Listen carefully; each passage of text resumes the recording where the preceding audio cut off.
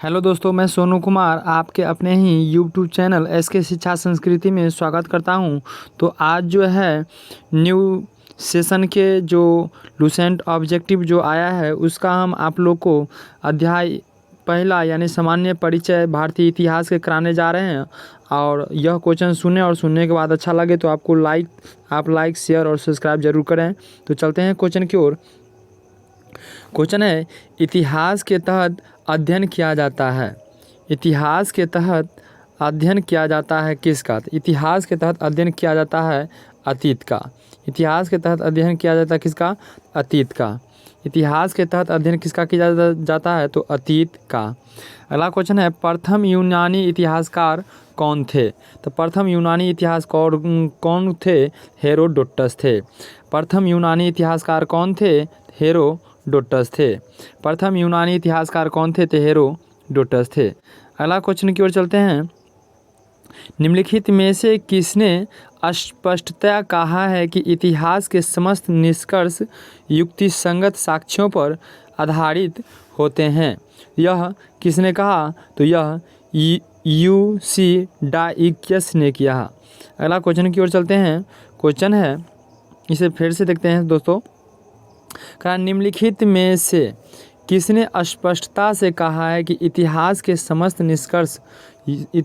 समस्त निष्कर्ष युक्तिसंगत साक्ष्यों पर आधारित होते हैं? यह कहा है थ्यूसिडाइडिस ने। थ्यूसिडाइडिस ने क्या? थ्यूसिडाइडिस ने कहा है।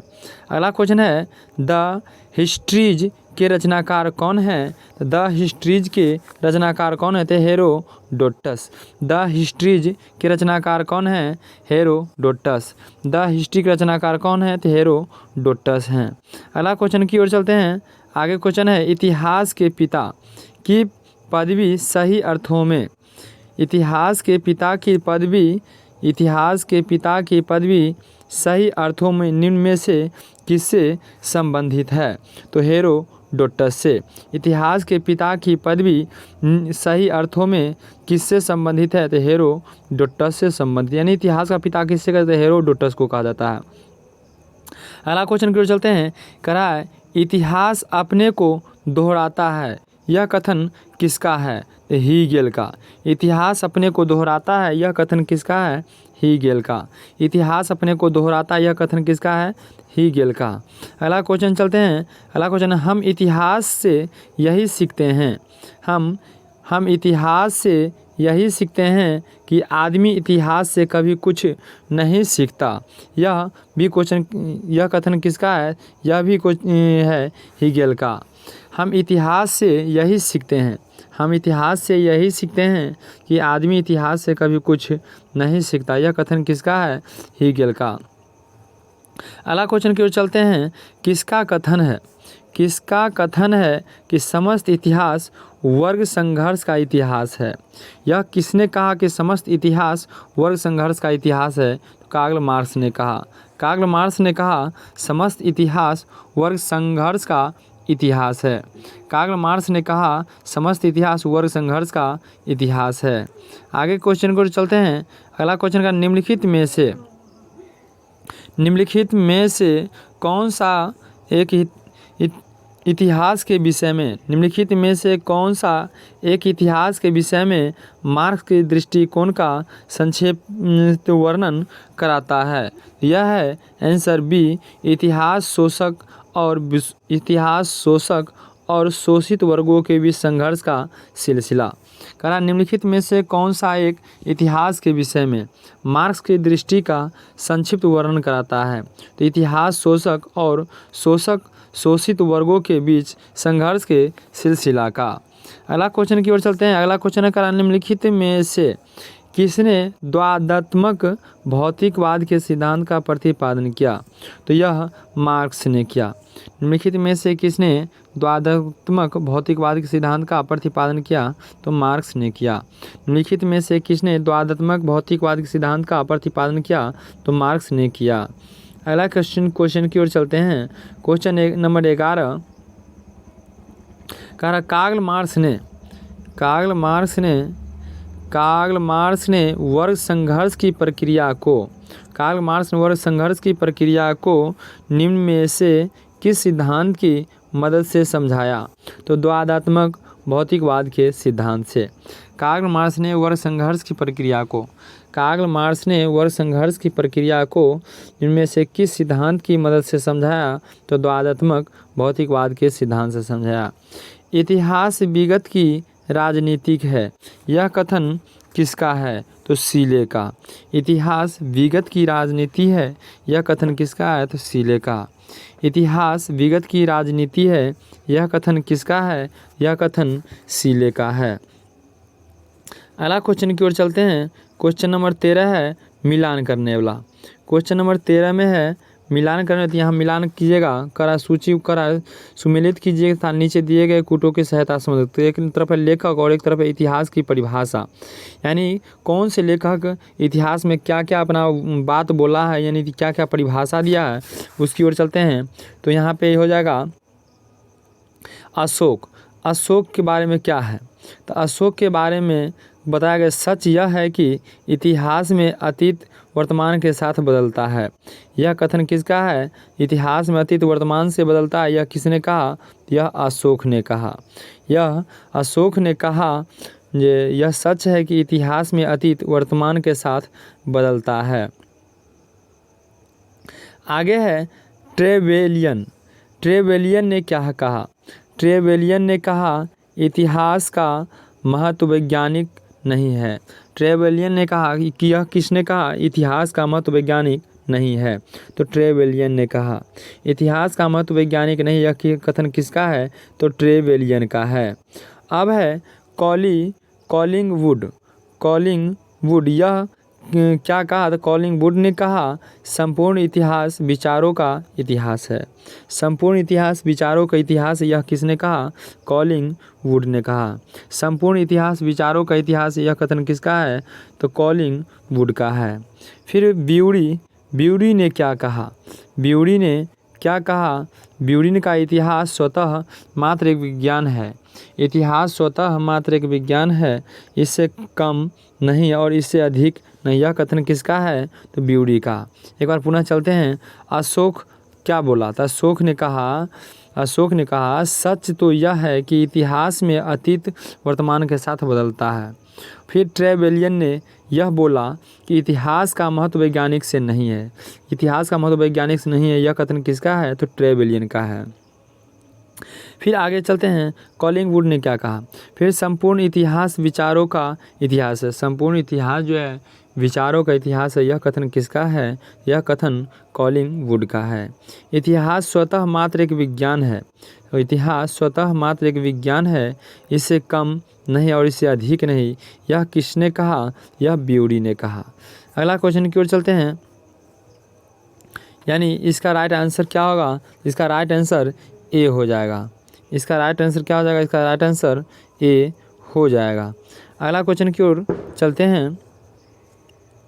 किस इतिहास दर्शन शास्त्री ने कहा? किस इतिहास दर्शन शास्त्री ने कहा था समस्त इतिहास समकालीन इतिहास है? किस इतिहास दर्शन शास्त्री ने कहा था समस्त इतिहास समकालीन इतिहास है? यह कहा था बेनेडिक्टो क्रोचे ने। यह कहा था बेनेडिक्टो क्रोचे ने कहा था समस्त इतिहास समकालीन इतिहास है। यह किसने कहा? किस दर्शन शास्त्री ने कहा था समस्त इतिहास समकालीन था? बेनेडिक्टो क्रोचे ने कहा था। अगला क्वेश्चन की ओर चलते हैं। इतिहास वर्तमान एवं अतीत के बीच अंतर्निहित वार्ता है, यह किसने कहा? क्या E.H. कार ने कहा। E.H. कार ने कहा इतिहास वर्तमान एवं अतीत के बीच अंतर्निहित वार्ता है। E.H. कार ने ऐसा बात कहा है। आगे क्वेश्चन की ओर चलते हैं। तिथियों के साथ प्रयुक्त होने वाला BC। तिथियों के साथ प्रयुक्त होने वाला BC का संक्षिप्ताक्षर क्या है? तो पहला ऑप्शन है before Christ, British Columbia, British counselling, booking clerk. इसका आंसर हो जाएगा ए। इसका आंसर हो जाएगा तिथियों के साथ प्रयुक्त होने वाला BC किसका संक्षिप्त है? तो बिफोर क्राइट्स का। बिफोर क्राइट्स का संक्षिप्त क्या होता है? बीसी का फुल फॉर्म होता है बिफोर क्राइट्स। बीसी का फुल फॉर्म होता है बिफोर क्राइट्स। तिथियों के साथ प्रयुक्त होने वाले एडी का पूर्ण रूप क्या होता है? तो तिथियों के साथ प्रयुक्त होने वाले एडी का पूर्ण रूप क्या होगा? तो ये हो जाएगा यहाँ पे एनो डोमिनी। एनो डोमिनी, एनो डोमिनी एडी का फुल फॉर्म होता है, यानी बीसी का बिफोर क्राइट्स और एडी का हो जाता है एनो डोमिनी। तिथियों के साथ प्रयुक्त होने वाला एडी का पूर्ण रूप क्या होगा? तो एनो डोमिनी। तिथियों के साथ प्रयुक्त होने वाला एडी का पूर्ण रूप क्या होगा? तो एनो डोमिनी। अगला क्वेश्चन की ओर चलते हैं। वर्ष 50 ईसा पूर्व, वर्ष 50 ईसा पूर्व जो है यह किसके बराबर है? तो वर्ष 50 ईसा पूर्व जो माना जाता है वर्ष 150 ईसा पूर्व के बाद आता है। वर्ष 50 ईसा पूर्व यानी 50 ईसा पूर्व का मतलब हो जाता है यह जो है 150 ईस्वी के बाद आता है, 50 ईसा पूर्व। अगला क्वेश्चन है, वर्ष 2015 ईस्वी किस शताब्दी में आता है? वर्ष 2015 ईस्वी किस शताब्दी में आता है? तो 11वीं शताब्दी में आता है। वर्ष 2015 ईस्वी किस शताब्दी में आता है? तो 11वीं शताब्दी में आता है। वर्ष 2015 ईस्वी किस शताब्दी में आता है? तो 11वीं शताब्दी में आता है। पुनः दोस्तों आगे मिलाने वाला करने वाला है सूची 1 और सूची 2, इसको मिलान किस प्रकार से करते हैं उसको देखिए। और क्वेश्चन क्या करा है? क्वेश्चन करा है सुमेलित कीजिए कि और सूचियों के नीचे दिए गए कूट का प्रयोग करते हुए सही उत्तर का चयन करें। तो पहला है विक्रम संवत्सर। विक्रम संवत्सर जो कि 58 ईसा पूर्व में आया था। विक्रम संवत्सर जो है 58 ईसा पूर्व में हुआ था। फिर दूसरा है शक संवत। शक संवत कब लगाया गया था? तो शक संवत 78वीं ईसा पूर्व में लगाया गया था। शक संवत जो कब लगाया था? शक संवत कब लगाया था? तो शक संवत यहाँ पे ये नहीं होगा शक संवत। शक संवत जो लगाया गया था 78वीं ईसा पूर्व में लगाया गया था। शक संवत 18वीं ईसा पूर्व में लगाया था। विक्रम संवत 58 ईसा पूर्व में लगाया गया था। विक्रम संवत 58 ईसा पूर्व में लगाया था। शक संवत 78वीं ईसा पूर्व में। गुप्त संवत्सर, गुप्त संवत्सर कब लगाया गया था? तो गुप्त संवत्सर जो लगाया गया था 320 ईसा पूर्व में लगाया गया था। गुप्त संवत्सर 320 ईसा में लगाया गया था। और कली संवत्सर जो कब लगाया था? कली संवत्सर लगाया गया था 3102 ईसा पूर्व में। कलिंग संवत्सर कब लगाया था? 3102 ईसा पूर्व में लगाया गया था। फिर से पढ़ते हैं। विक्रम संवत्सर कब लाया गया था? विक्रम संवत्सर 58 ईसा पूर्व में लगाया। शक संवत कब? तो शक संवत 78 ईसा पूर्व में लगाया। गुप्त संवत कब आया था? गुप्त संवत 320 ईस्वी में आया। फिर कलिंग संवत्सर कब आया था? 3102 ईस्वी में आया था। आगे कुछ चिन्ह की ओर चलते हैं। अगला क्वेश्चन है विक्रम संवत प्रारंभ होता है। विक्रम संवत प्रारंभ होता है और कब से? विक्रम संवत प्रारंभ अभी मिला है। विक्रम संवत प्रारंभ होता है तो 58 ईसा पूर्व से। विक्रम संवत कब से प्रारंभ होता है? तो 58 ईसा पूर्व से। विक्रम संवत कब से प्रारंभ होता है? 58 ईसा पूर्व से। विक्रम संवत कब से प्रारंभ होता है? 58 ईसा पूर्व से। अगला की ओर चलते हैं। शक संवत का प्रारंभ, शक संवत का प्रारंभ किस सम्राट के शासनकाल में 78 ईसा पूर्व में हुआ था? यानी शक संवत के प्रारंभ विक्रम संवत 58 ईसा पूर्व में, शक संवत जो हुआ था 78वें ईसा पूर्व में हुआ था। तो किसके काल में हुआ था? यह हुआ था कनिष्ठ के काल में। शक संवत किसके काल में हुआ था? तो कनिष्ठ के काल में हुआ था। शक संवत का प्रारंभ किसके काल में हुआ था? तो कनिष्ठ के काल में 78 ईसा पूर्व में हुआ था। भारत का राष्ट्रीय पंचांग, भारत का राष्ट्रीय पंचांग किस पे आधारित है? भारत का राष्ट्रीय पंचांग किस पे आधारित है? तो शक संवत पर। भारत का राष्ट्रीय पंचांग किस पे आधारित है? तो शक संवत पर। भारत का राष्ट्रीय पंचांग किस पे आधारित है? तो शक संवत पर। भारत का राष्ट्रीय पंचांग किस पे आधारित है? तो शक संवत पे। अगला क्वेश्चन की ओर चलते हैं। अगला क्वेश्चन कह रहा है, अगला क्वेश्चन है गुप्त संवत 319 से 320 ईस्वी में चला। गुप्त संवत 319 से 320 ईस्वी तक रहा। यानी गुप्त संवत कब से कब तक रहा? गुप्त संवत 319 से 320 ईस्वी तक रहा। जो कि प्रारंभ करने का श्रेय किसे दिया जाता है? तो चंद्रगुप्त प्रथम को। गुप्त संवत की शुरुआत किसने किया था? तो चंद्रगुप्त प्रथम ने। गुप्त संवत की शुरुआत किसने किया था? तो चंद्रगुप्त प्रथम ने। गुप्त संवत की शुरुआत 319 से 320 ईस्वी तक रहा, जो कि किसने चालू किया था? चंद्रगुप्त प्रथम ने। अगला क्वेश्चन है, चंद्रगुप्त प्रथम ने गुप्त संवत का प्रारंभ किस उपलक्ष्य में किया था? इन्होंने अपने राज्यारोहण के स्मारक के रूप में किया था। चंद्रगुप्त प्रथम ने गुप्त संवत का प्रारंभ किस उपलक्ष्य में किया था? अपने राज्यारोहण के स्मारक के रूप में किया था। चंद्रगुप्त प्रथम ने गुप्त संवत का प्रारंभ किस उपलक्ष्य में किया था? अपने राज्यारोहण के स्मारक के रूप में किया था। अगला क्वेश्चन की ओर चलते हैं। निम्नलिखित कथनों पर विचार करें तथा नीचे दिए गए कूट से सही उत्तर चुनिए। विक्रम संवत 58 ईसा पूर्व से आरंभ हुआ। विक्रम संवत कब से आरंभ हुआ? 58 ईसा पूर्व से आरंभ हुआ। ये बात सही है, जो विक्रम संवत 58 ईसा पूर्व से आरंभ हुआ, बिल्कुल सही है। विक्रम संवत 58 ईसा पूर्व से आरंभ हुआ। शक संवत कब से प्रारंभ हुआ? तो शक 78 ईसा पूर्व से प्रारंभ हुआ। शक संवत कब से प्रारंभ हुआ? तो 78 ईसा पूर्व से प्रारंभ हुआ शक संवत। पुनः है आगे, गुप्त संवत सन 319 से आरंभ हुआ था। मिलान करने वाला भी मिलाए थे। गुप्त संवत 319 से आरंभ तो हुआ ही था। गुप्त संवत 319 से आरंभ हुआ। आगे है, भारत में मुसलमान शासन का युग सन 1192 ईस्वी से शुरू हुआ था। ये जो है क्या है? ये गलत है, यानी इसका राइट आंसर हो जाएगा 1, 2, 3। यानी इसका आंसर हो जाएगा 1, 2, 3। पुनः चलते हैं, विक्रम संवत कब से? तो विक्रम संवत 58 ईसा पूर्व से प्रारंभ हुआ।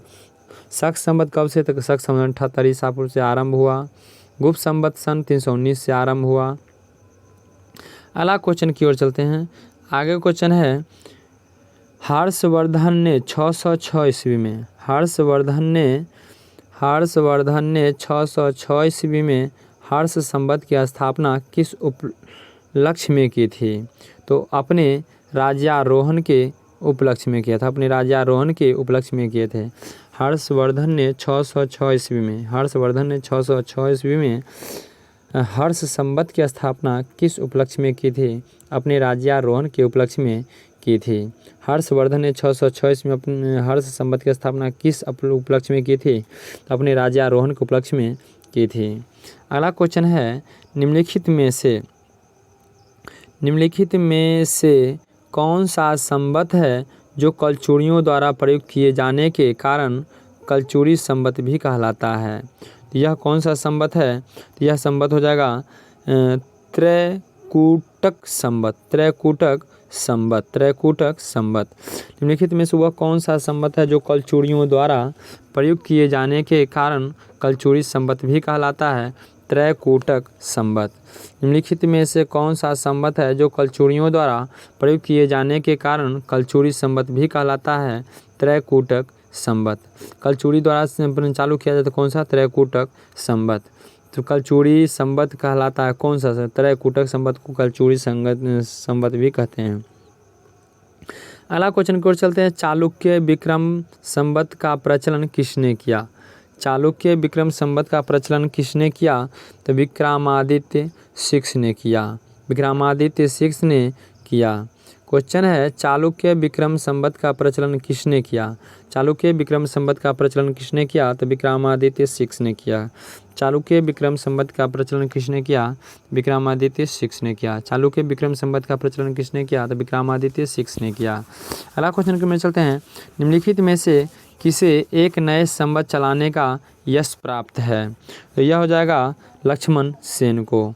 निम्नलिखित में से किसे एक नए संवत चलाने का यश प्राप्त है? तो लक्ष्मण सेन को। निम्नलिखित में से किसे एक नए संवत चलाने का यश प्राप्त है? तो लक्ष्मण सेन को। निम्नलिखित में से किसे एक नए संवत चलाने का यश प्राप्त मिला है?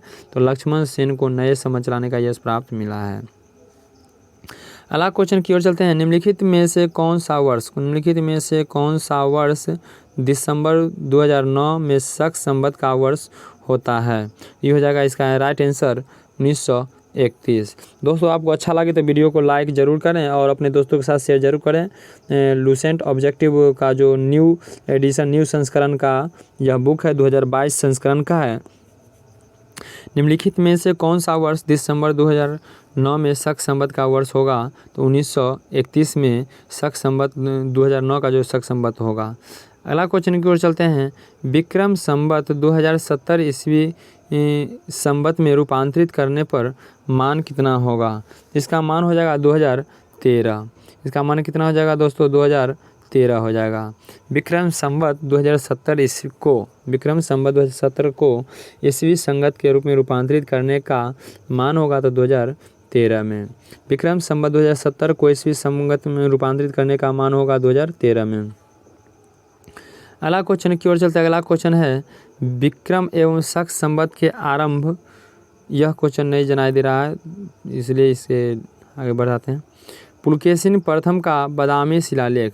पुलकेशिन प्रथम का क्वेश्चन है, पुलकेशिन प्रथम का बादामी शिलालेख शक वर्ष 465 का दिनांकित है।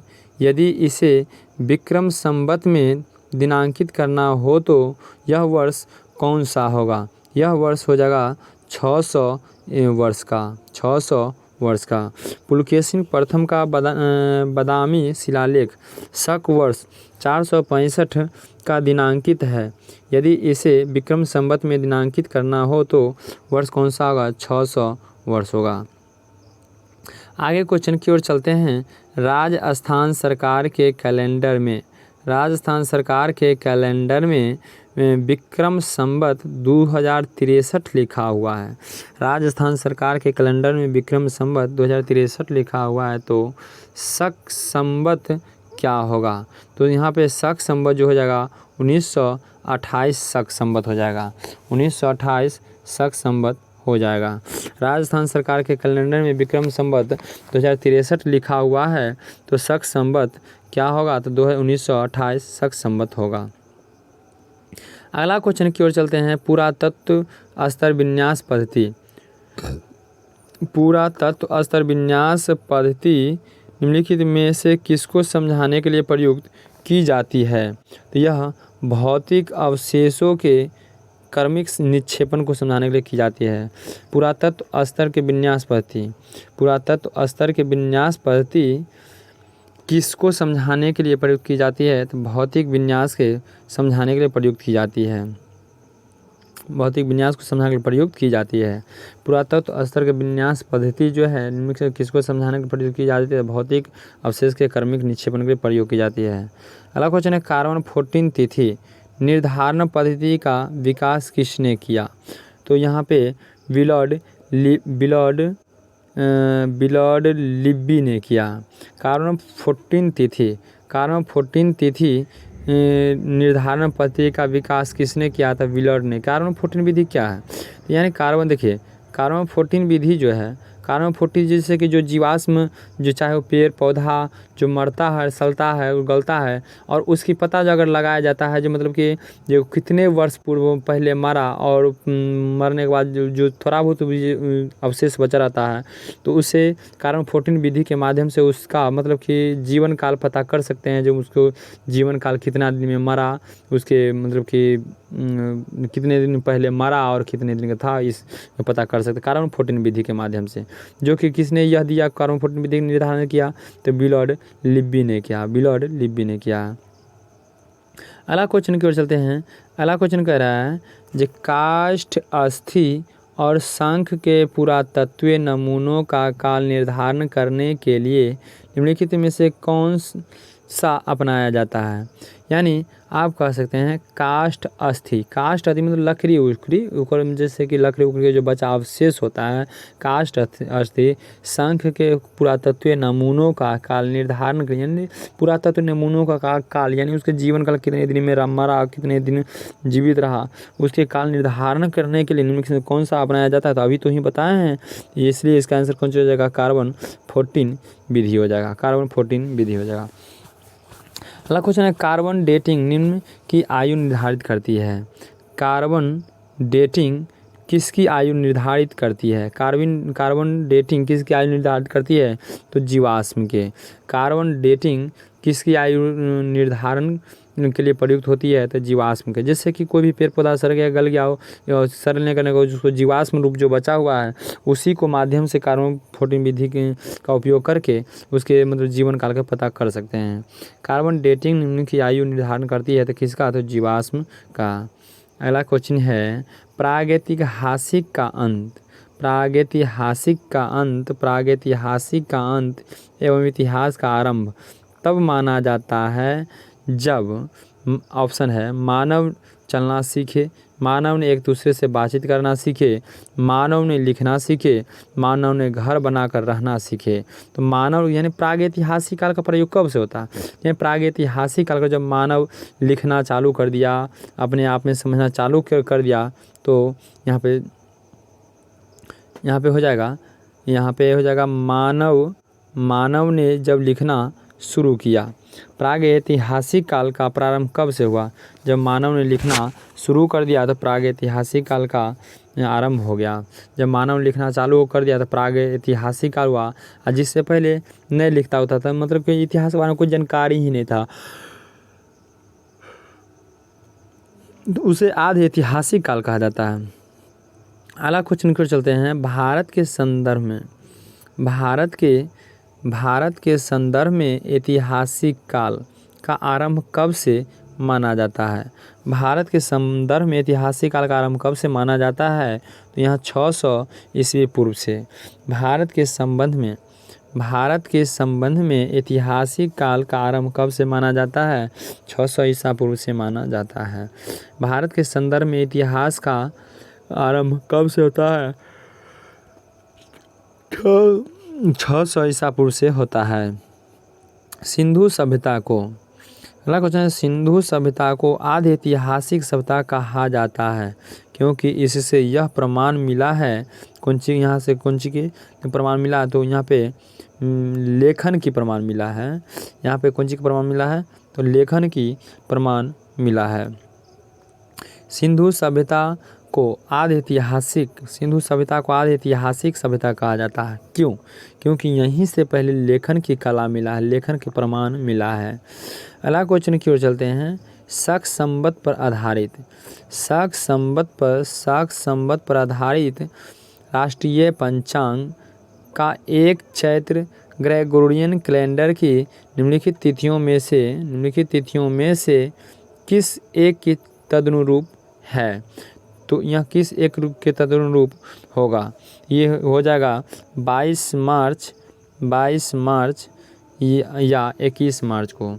करा क्वेश्चन, शक संवत पर आधारित राष्ट्रीय पंचांग का एक चैत्र ग्रेगोरियन कैलेंडर की तिथियों में से किस एक के तदनुरूप होगा? तो 22 मार्च को ग्रेगोरियन कैलेंडर में शक संवत को माना जाता है। अगला क्वेश्चन है, किसने इतिहास को प्राचीन, मध्यकालीन और आधुनिक 3 भागों में बांटकर देखने का रिवाज चलाया है? यह किसने कराया है? किसने इतिहास को प्राचीन, मध्यकालीन और आधुनिक 3 भागों में बांटकर देखने का रिवाज लगाया है? यह हो जाएगा सेलेरियस ने। यह जो है सेलेरियस ने बताया। किसने बताया? सेलेरियस ने बताया। यह सेलेरियस ने बताया। किसने इतिहास को प्राचीन, मध्यकालीन और आधुनिक 3 भागों में बांटकर देखने का रिवाज लगाया? तो सेलेरियस ने लगाया। किसने इतिहास को 3 भागों में बांटकर देखने का, प्राचीन, मध्यकालीन और आधुनिक भारत में बांटकर सेलेरियस ने बताया। आगे क्वेश्चन निम्नलिखित में से क्वेश्चन है यहाँ पे, निम्नलिखित में से किसने गुप्त संवत के प्रारंभ के निर्धारण के संबंध में महत्वपूर्ण सूचना दी है? यह दिया है अलब रूनी ने। किसने दिया है? तो अलब रूनी ने। किसने निम्नलिखित में से किसने गुप्त संवत के प्रारंभ के निर्धारण के संबंध में महत्वपूर्ण सूचना दी है? तो अलब रूनी ने। निम्नलिखित में से किसने गुप्त संवत के प्रारंभ के निर्धारण के लिए के संबंध में महत्वपूर्ण सूचना दी है अल-बरूनी ने। दोस्तों तो यह जो था पहला चैप्टर, जो कि पहला चैप्टर का नाम था प्राचीन इतिहास, और प्राचीन इतिहास से जो पहला अध्याय जो लूसेंट ऑब्जेक्टिव का जो क्वेश्चन हम आपको क्यूज करा दिए। आपको यह वीडियो अच्छा लगा हो तो लाइक ज़रूर कर लें और अपने दोस्तों के साथ ज़रूर शेयर करें। इस ऑब्जेक्टिव के इस प्रकार के चैप्टर बाय चैप्टर बना के वीडियो में देता रहूँगा। तो यह जो है विशेष रूप से बिहार पुलिस, आर्मी, दरोगा की तैयारी करने के लिए बहुत सारे इंपॉर्टेंट रहने वाले हैं। तो इतना पे ही आज ये चैप्टर, अगले दिन नेक्स्ट चैप्टर का ज़रूर क्यूज कराएंगे दोस्तों।